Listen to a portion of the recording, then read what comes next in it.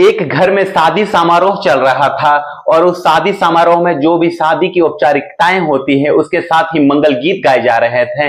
ढोलक पर एक से बढ़कर एक लोकगीत गाए जा रहे थे।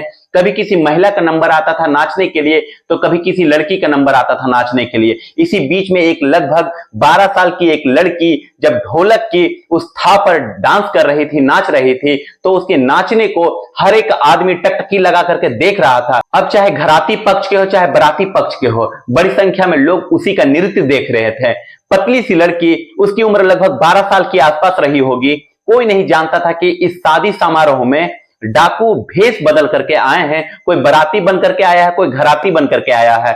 उसी डाकू में से एक डाकू इस छोटी सी बच्ची को पसंद कर लेता है और वह नहीं जानते थे कि उसकी जिंदगी में यह डाकू ऐसा काल बन करके आया है, ऐसे परेशानी बन करके आएगा कि पूरी जिंदगी उस लड़की को ऐसे ही दिक्कतों और परेशानियों से गुजरना पड़ेगा।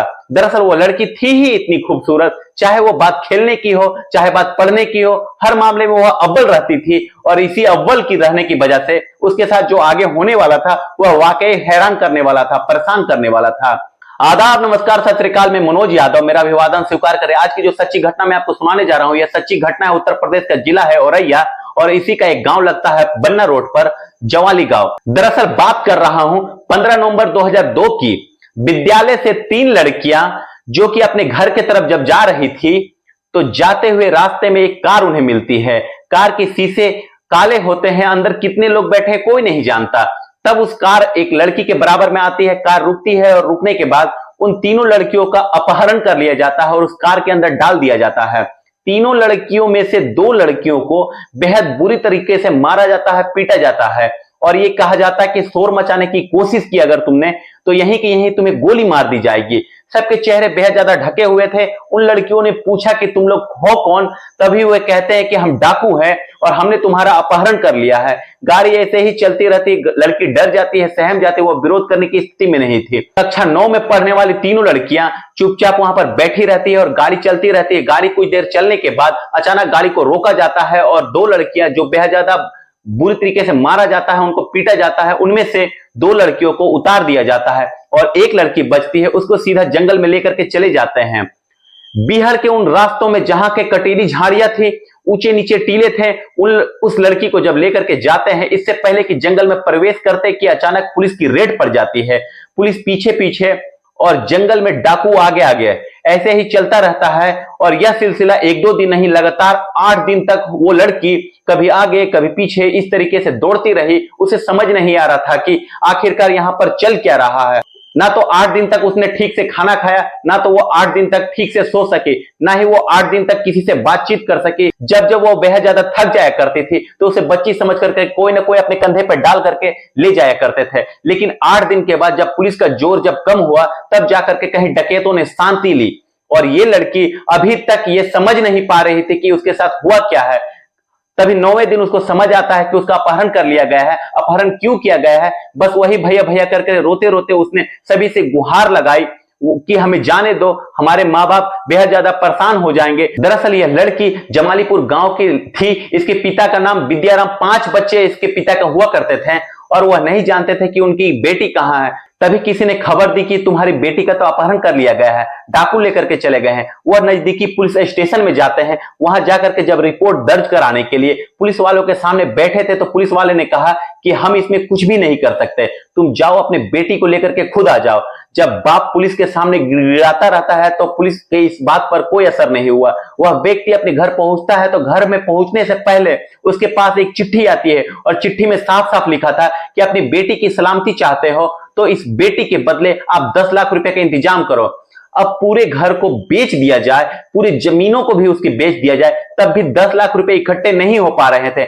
आखिरकार वह विद्याराम यादव इतना ज्यादा परेशान हो जाता है कि उसकी बेटी कैसे वापस आएगी कैसे नहीं। वह रोज रोज इधर से उधर चक्कर काटता था, रहम की भीख मांगता था। बड़े बड़े साहूकारों से लेकर के बड़े बड़े अधिकारियों के पास, विधायक के पास, ऐसे कोई व्यक्ति नहीं थे जिसके पास वह जा नहीं रहा था अपनी बेटी को लाने के लिए। वह बेटी बड़ी इनोसेंट थी।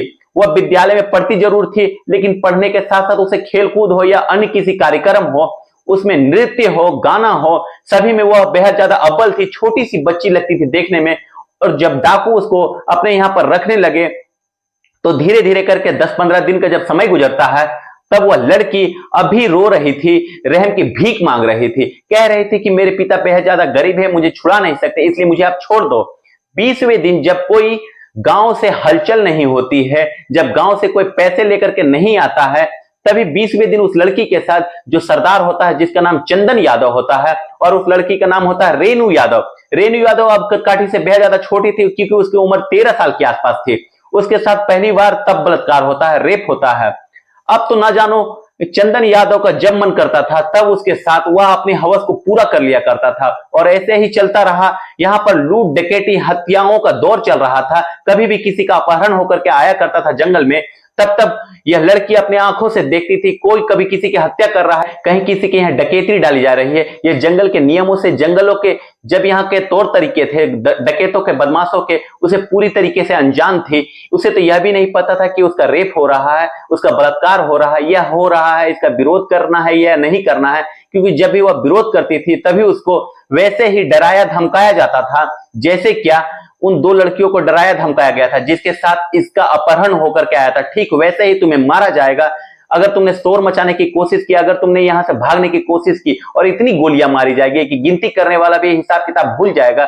इस लड़की को इतनी गोली मारी जाएगी। अब वो लड़की धीरे धीरे कर करके इस जंगल के नियम में कहीं ना कहीं बंधने लगती है, और जब वक्त थोड़ा बीतने लगता है, इसके पिता, इसके माँ जब इसकी खबर नहीं ले पाते हैं, जब वह पैसे के इंतजाम नहीं कर पाते, तब उस जगह जो चंदन यादव था, जब उसका मन करता था इस लड़की के साथ इस तरह से अमानवीय व्यवहार, रेप और बलात्कार किया करता था, तब उसे लगने लगता है कि यही जिंदगी है और यहीं पर अपना शांत रहना है, कुछ भी नहीं करना है। और इसी बीच में सलीम गुज्जर नाम का एक डकैत था, वह भी इस गैंग में आया करता था। एक निर्भय सिंह नाम का एक डकैत था, वह भी आया करता था। निर्भय सिंह गुज्जर के साथ लगभग 7-8 महिलाएं हुआ करती थी। सलीम गुज्जर के साथ भी ऐसे ही महिलाएं रहा करती थी, बड़ी सेवा पानी किया करती थी। तभी चंदन यादव ने फैसला किया वो भी कम से कम 7-8 महिलाओं को ऐसे ही रखेगा। तभी इस लड़की से पूछता क्यों ना हम भी 7-8 महिलाएं रखें, वो हमारे लिए खाना बनाएगी, हमें तैयार करेगी, हमारे शरीर को दबाएगी, मालिश करेगी, और इस तरह से बातें करते रहते। तब रेणु यादव कहते कि बेहद ज्यादा अच्छा रहेगा, आपके लिए तो बेहद ज्यादा सही है, इसलिए आप भी ऐसे ही लड़कियों का इंतजाम करें। वो लड़की यह भी नहीं जानती थी कि आखिरकार लड़कियां रहेगी तो उनके साथ भी ऐसा ही अमानवीय व्यवहार किया जाएगा। कह सकते हैं कि बेहद ज्यादा सीधी इनोसेंट लड़की थी, उसकी जिंदगी में जो चल रहा था उसे कुछ भी नहीं मालूम था। तो यह बात उसने चंदन से कही कि आपने भी 6-7 महिलाओं लड़कियों के अपने साथ रखो तो मुझे कोई दिक्कत नहीं है। इसी बात पर चंदन यादव को उस लड़की से प्यार हो जाता है। प्यार तो उसको उस दिन भी हो गया था जब वह शादी समारोह में बेहद ज्यादा अच्छा नृत्य कर रही थी, और उस दिन अपने प्यार का इजहार कर बैठता है। मैंने तुम्हें शादी समारोह में नृत्य करते हुए जब देखा था, नाचते हुए देखा था, तो उसी दिन फैसला कर लिया था कि अब मैं तुम्हारे साथ ही जिंदगी बिताऊंगा। लेकिन जब तुम बहुत ज्यादा छोटी थी, चंदन की उम्र लगभग 22 साल की रही होगी और इस लड़की की लगभग 13 साल की उम्र रही होगी, और इसी के साथ वह रहने लगती है। और इसे कब प्यार हो जाता है इस लड़की को इस लड़के से, यह भी नहीं जानते। इस डकैत से प्यार होने के बाद इसी बीच में यह लड़की गर्भवती हो जाती है। जब गर्भवती हो जाती है तो जंगल में 6 महीने तो रही, और इसी बीच में इसकी सुरक्षा को देखते हुए, इसके पेट में पल रहे बच्चे को देखते हुए वो इसको राजस्थान भेज देता है। और राजस्थान भेजने की सिर्फ एक ही वजह थी कि एक सामान्य व्यक्ति बन करके यह हॉस्पिटल में जाकर के अपना इलाज करेगी, और वहां पर जाकर के जब बच्चा हो जाएगा तब ये वापस आ जाएगी। लेकिन इसी बीच में इस लड़की का नाम बेहद तेजी के साथ उभरने लगता है। यह जब नाम तेजी से उभरने लगता है तो इसमें लूट का, हत्या का, डकैती का कई सारे मुकदमे जब इस पर लगने लगते हैं तो बाहर की दुनिया में यह एक बड़ी डाकू बन जाती है। लेकिन वहां पर एक सीधी सज्जन लड़की होती है, यह जानते हुए कि मैं एक बड़े डकैत हूं, और इसीलिए कहा जाता है कि जब भी कोई तुमसे पूछता है तो तुम्हें अपनी पहचान असली वाली बतानी ही नहीं है, आपको नकली वाली पहचान बतानी है। वह अपनी गोद में एक खूबसूरत सी बेटी को लेकर के आती है। तब वह लड़की 16 साल की हो चुकी होती है। लेकिन जब वह 16 साल की हो चुकी होती है तो लड़की की लंबाई 5 फुट 8 इंच के आसपास लगभग हो चुकी थी। बेहद ज्यादा खूबसूरत, इतनी खूबसूरत जो भी उसको देखता था वह भी उस लड़की को पाने की चाहत रखता था, कहता था कि मुझे ये लड़की चाहिए। अब वो चाहे सलीम गुज्जर हो, चाहे निर्भय सिंह गुज्जर हो, या फिर अन्य रामवीर सिंह गुज्जर हो, जो भी देखता था उस लड़की पर अपना दिल दे बैठता था और यह कोशिश करता था कि इसके साथ वह जिंदगी बिताए। लेकिन चंदन यादव ने कसम खाई थी कि इस लड़की को किसी ने भी अगर छूने की कोशिश भी की, अगर किसी ने इसको देखने की भी कोशिश की तो उसकी आंखें निकाल ली जाएगी, या फिर उसे गोलियों से उसका शरीर को छल्ली कर दिया जाएगा। वो नहीं जानता था कि उसके दोस्त के रूप में एक दुश्मन भी है जो उसके बेहद करीब रहता है। लेकिन एक दिन ऐसा होता है कि ये लड़की अपनी जो बेटी पैदा हुई थी उसको लेकर के सीधा जंगल में आती है, और जंगल में आने के बाद चंदन यादव को उस गोद में बच्ची को रखती है कि ये बच्ची तुम्हारी है। तभी चंदन यादव खुश होता है कि कहता है कि मैंने बहुत ज्यादा पाप किए हैं, शायद इस लड़की की वजह से ही मेरी जिंदगी अभी तक बची हुई थी, शायद इसी की वजह से। मैं नहीं जानता था कि तुम इतनी कम उम्र में मां बन जाओगी, अभी तुम्हारी उम्र ही तो 16 साल की है, तुम मां बन गई हो और हम बाप बन गए हैं। जबकि उन्होंने शादी ही नहीं की, बिना शादी के ये आपस में एक दूसरे से जो संबंध बनाया करते थे उसी से ये लड़की पैदा हो जाती है। सब कुछ इनकी जिंदगी में ठीक चल रहा था और 3 जनवरी 2005 की यह बात है। यहां पर इनकी गैंग में एक रामवीर सिंह नाम का एक गुज्जर नाम का एक डकैत हुआ करता था। वह डकैत भी उस दिन उसके साथ में था, गिरोह में था। लेकिन ठीक उस दिन चंदन यादव के गिरोह में लगभग 40 से 45 लोग थे और उसके गिरोह में लगभग 25 लोग आसपास थे। और जो 25 लोग डकैतों का जो गैंग एक तरफ था और जो 40-45 गैंग एक तरफ था, दिन का समय चल रहा था और दिन के समय में ये चंदन यादव और दूसरा रामवीर सिंह गुज्जर आपस में बातचीत कर रहे थे। और बातचीत करने के दौरान कब एक दूसरे के ऊपर गोलियां चलने लगती है किसी को पता नहीं था, क्योंकि उसके पास उस दौरान ना तो कोई उनके कोई साथी डकैत था, कोई भी नहीं था। जब वे दोनों बात कर रहे थे तभी रामवीर सिंह गुज्जर भाग करके आता है और अपने साथियों से कहता है कि जितने भी इसके लोग हैं इनकी हथियार छीन लो और हथियार छीनने के बाद इकट्ठा कर लो। 40-45 जो इसके चंदन के गैंग के सदस्य थे सभी से उनके हथियार ले लिए जाते हैं और हथियार लेने के बाद उनसे कहा जाता है कि जो भी जिंदा रहना चाहता है वो यहां से भाग जाओ और जो मरना चाहता है वो यहीं रुक जाओ। अब यहां पर ज्यादातर जो लोग थे, गैंग के सदस्य थे, यहां से भाग जाते हैं। इसी बीच में ये जो रामवीर सिंह गुज्जर होता है जो रेणु यादव को अपने पास बुलाता है और उससे कहता है कि रेणु यादव तुम्हें परेशान होने की जरूरत नहीं है, पुलिस ने हमला बोल दिया है और जो चंदन यादव है वो यहां पर नहीं है, तुम्हारा मालिक वो जो है बहुत ज्यादा दूर है, तुम्हें परेशान होने की जरूरत नहीं है।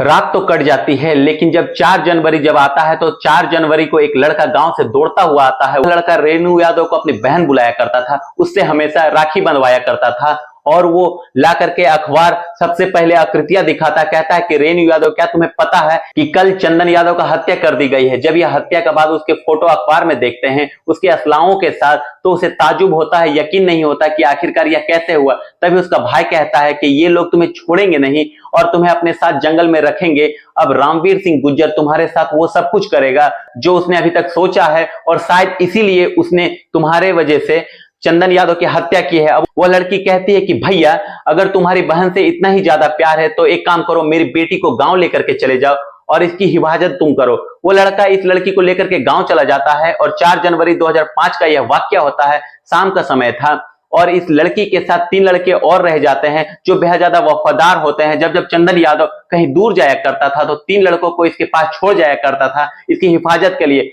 ये बात रामवीर सिंह गुज्जर सिंह भी जानता था और इसलिए उनके रुकने पर रामवीर सिंह यादव को कोई इतराज नहीं था। वो पाना चाहता था रेणु यादव को। जब शाम का समय होता है, जब अंधेरा होता है, तभी उसने रामवीर सिंह गुज्जर ने रेणु यादव को बुरी नियत से दबोच लिया, उसके साथ गलत काम यानी कि घिनौना कृत्य करने की कोशिश जब की तो इसी बात पर जब इसे गुस्सा आ जाता है उन लड़कों को बंधक बना करके खड़ा कर दिया गया था और अपने टीम के सदस्य से कहा जाता है कि अगर इनमें से किसी लोगों ने विरोध करने की कोशिश की तो अभी इन्हें हाथों हाथ मार दिया जाए। यह एकांत जगह में थे रामवीर सिंह गुज्जर और रेणु यादव। तभी जब इसके साथ जब यह बलात्कार करने की कोशिश कर रहा था तो यहाँ पर रेणु यादव को मौका मिल जाता है, उसकी एसएलआर उठाती है और वह गोली चलाना शुरू कर देती है। जब गोली चला रही थी तब एक गोली उसके पेट में लग करके सीधा पार हो जाती है और इसकी वजह से वो लगता है कि वह मर चुका है। वो अंधाधुंध लगभग 13 राउंड गोलियां चलाती है। उसकी जो गोलियां थी, उसकी जो बाकी जो हथियार थे वहां से ले जाने की कोशिश कर रही थी और वहां से भाग जाती है। और जब काफी रात हो चुकी थी और इसी बीच में जैसे वो भाग रही थी तुरंत ही लगातार गोलियां चलने लगती है बेहद ज्यादा तेजी के साथ। जब गोली चल रही थी तो वह समझ नहीं पा रहे थे तो उसे करना क्या है। वहीं पर यमुना नदी है जिसको उधर के लोग जमुना नदी के नाम से बुलाते हैं। उसे लगता है कि किनारे पर एक नाव थी और उस नाव पर वह अपना सामान रखती है और सामान रखने के बाद जमुना नदी में ऐसे चलने लगती है उसमें बैठ करके तैरने के लिए, लेकिन वह बैठ नहीं पा रही थी। उसने जो अपना सामान था उस सामान को उस नाव पे रख दिया और उसके सहारे वह चलती रही। जब चली जाती है तो उसको लगता है कि शायद वह डूब जाएगी। वह किनारे और पार नहीं पहुंच पाएगी, लेकिन उसके साथ जो घटना और हादसा हुआ वह समझ नहीं पा रही थी कि उसकी दिमाग की जो शक्ति थी, दिमाग की जो ताकत थी, वह काम करना बुरी तरीके से बंद कर देता है। फिर वह घूमने लगती है और घूमते घूमते वापस उसी जगह पर आ जाती है जिस जगह से वह चली थी। दरअसल जब वह किनारे पर आती है और उस चीज का सहारा लेती है जिसे वो नाव समझ रहे थे, वह नाव नहीं बल्कि किसी की लाश थी जो अर्थी से बंधी हुई थी, और उसी के साथ वह पूरी रात ऐसे ही चलते रहती है। सुबह के जब 4-5-6 बज जाती है, जब हल्का हल्का दिन निकलने लगता है, तो वापस से वह उसी स्थान पर पहुंचती है जो उसके 3 साथी मदद के लिए रुके हुए थे। तीनों के हाथ पैर उसी के कपड़े और उसी के चुंदरी से बंधे हुए थे और तीनों मरे हुए थे। तीनों को एक साथ बांध करके उससे रामवीर सिंह गुजर नाम के व्यक्ति ने उसे मार दिया था, उस डकैत ने।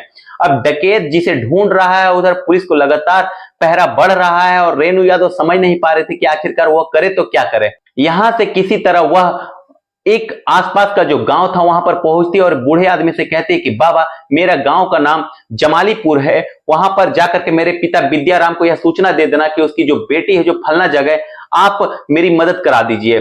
जो बूढ़ा व्यक्ति था वह जाता जरूर है जमालीपुर, लेकिन गांव में कोई मिलता नहीं है। अगले दिन फिर वह जाती है कि बाबा, इस उम्मीद में कि मेरे कोई लोग मिले हैं, यह चिट्ठी लेकर के जाओ, मेरे घर वाले को जाकर के दे देना।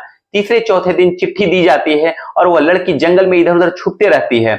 इसी बीच में मक्का की कुछ ऐसी जो पौधे होते हैं उसके बीच में वो जाकर के छिप जाती है। इधर वह चिट्ठी उसके बाप के पास पहुंच चुकी थी। जब चिट्ठी वहां पहुंच चुकी थी, बाप उसे ढूंढने लगता है। ढूंढते ढूंढते लगभग 7 दिन तक कभी चने का साग होता था, जो कभी मूली होता है, मूली के पत्ते होते हैं, कभी मूली खा करके जंगल में जो ऐसे चीज होते थे जिससे उसका पेट भर सके, गंदा सांदा खाना जो भी मिले, किसी तरीके से वह जीवित रहने की कोशिश कर रही थी। 8वें दिन या 9वें दिन एसएसपी दलजीत सिंह, जो उसके पिता के साथ, विद्याराम उसके मां के साथ, इटावा के एसएसपी होते हैं, जंगल में पहुंच जाते हैं और जंगल में पहुंचने के बाद इस लड़की को अपने साथ लेकर के चले जाते हैं और सरेंडर करवा देते हैं। 16 साल की लड़की थी। जब यह एसएसपी के बंगले पर थी, वहां पर मीडिया ने इसको पूरी तरीके से घेर लिया। भारी पुलिस बल वहां पर मौके पर मौजूद था।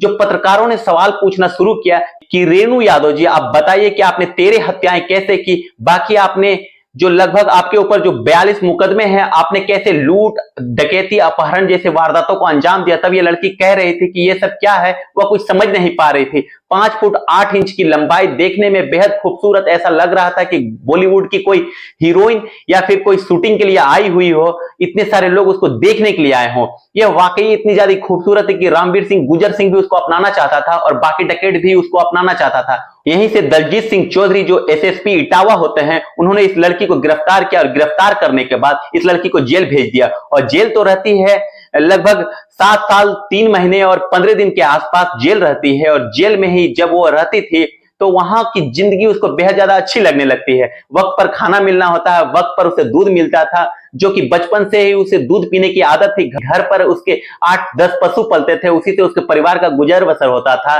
लेकिन जंगल की जो जिंदगी थी वो बेहद ज्यादा परेशान करने वाली थी और जो जेल की जिंदगी थी उसे बेहद ज्यादा प्रभावित करने लग जाती है। उसे जेल बेहद ज्यादा अच्छा लगने लग जाता है, यहीं पर उसका मन लगने लग जाता है। कभी कदार उसके पिता और कभी कदार उसके माँ उससे मिलने आ जाया करते थे। लेकिन एक लड़का ऐसा होता है रणवीर सिंह यादव नाम का, रणवीर सिंह यादव, जो लड़का जो उसकी जमानत करने के लिए लगातार कोशिश कर रहा था। और एक दिन ऐसा भी आता है और उसे जमानत नहीं बल्कि सन 2012 में पूरी तरीके से बाइज्जत बरी कर दी जाती है। जब वो जेल के अंदर थी तभी इस रणवीर सिंह यादव ने उसको एक पत्र दिया, उस पर सिग्नेचर करवाया और सिग्नेचर कुछ इस तरीके से थे। उसने अपने गांव में उसे इलेक्शन में खड़ा किया और वो जेल में रहते हुए वहां पर प्रधान बन जाती है। जब वो प्रधान बन जाती है, सन 2012 आता है और अदालत में जितने सारे आरोप थे, जो उसके ऊपर आरोप लगे हुए थे, वो साबित नहीं हो पाता। इसलिए अदालत पुलिस को केवल डांटती है बल्कि उससे कहती है कि आइंदा इस तरीके से बात मत करना, इससे अदालत का समय बर्बाद ना हो। और इसको बाइज्जत बरी कर दिया जाता है। जब यह जेल से निकलती है तब इसको पता चलता है कि जो लड़का मदद कर रहा था वो कोई और नहीं बल्कि चंदन यादव का सगा छोटा भाई होता है। और इस लड़की को उस लड़के से प्यार हो जाता है और वो लड़का इससे भी प्यार करने लग जाता है और तभी ये दोनों मिलकर के शादी कर लेते हैं। शादी करने के बाद ये दोनों अपनी जिंदगी को जीने की कोशिश कर रहे थे। तभी लखनऊ से एक पत्रकार का फोन आता है, क्या आप अखिलेश भैया से मुलाकात करना चाहोगी, क्या आप अखिलेश भैया से मिलना चाहोगी। तब रेणु यादव सीधा लखनऊ पहुंचती है। मुख्यमंत्री अखिलेश यादव से जब मुलाकात करती है तो पूरी कहानी वो अखिलेश यादव को सुनाती है। अखिलेश यादव कहानी सुनते ही वे उन्हें दो सुरक्षा गार्ड की व्यवस्था कराता है, कहता है कि बहन अब तुम्हें चिंता करने की कोई जरूरत नहीं है, सरकार तुम्हारा हर समय मदद करेगी।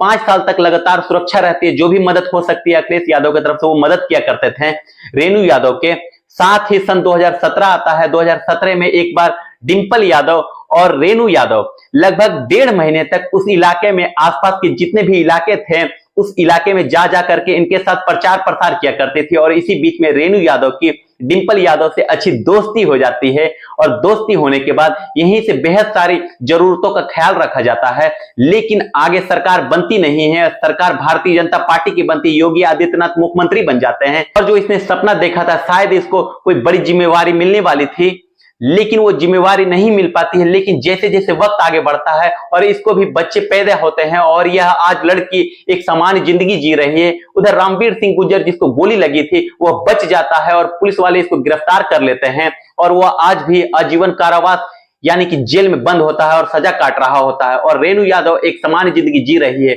वो नहीं जानते थे कि उसके साथ आखिरकार क्या हुआ। काश वो उस दिन शादी में नहीं जाती, काश वो जो डाकू था वो साधु में नहीं आता, शायद कभी इस लड़की का अपहरण होता ही नहीं। अपहरण होने के बाद इस लड़की की जिंदगी पूरी तरीके से अंधकार की ओर चली जाती है। यह लड़की कहती है कि जब जब उसके गांव में पुलिस वाले आया करते थे उसका मन करता था कि वो वर्दी पहन करके रहा करे और वर्दी में वो आईपीएस बनना चाहते थे कि वे पढ़ने में बेहद ज्यादा होशियार रहते। उसने वर्दी जरूर पहनी, लेकिन डकैतों के साथ जो पुलिस की छीनी हुई वर्दी होती है उसने गोलियां भी चलाई। और बताया यह भी जाता है कि जो बच्ची की बचपना था, जब उसकी खेलने कूदने की उम्र थी, तब उसे लूट डकैती हत्याएं जैसे कृत्यों को अंजाम दिया जाने लगा। दोस्तों, इस पूरी घटनाक्रम को सुनाने का उद्देश्य किसी को परेशान करना नहीं है, किसी को दिल दुखाना नहीं, बल्कि आपको जागरूक करना है, आपको सचेत